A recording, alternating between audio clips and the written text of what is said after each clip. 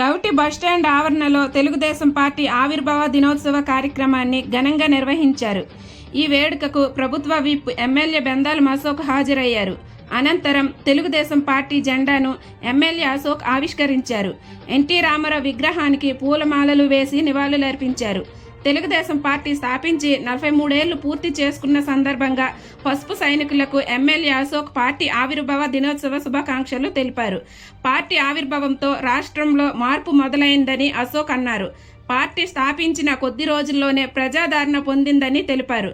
అప్పట్లో ముఖ్యమంత్రిగా గెలిచిన ఎన్టీ రామారావు హయాంలో రాష్ట్రం అభివృద్ధి పదంలో నడిచిందని చెప్పారు.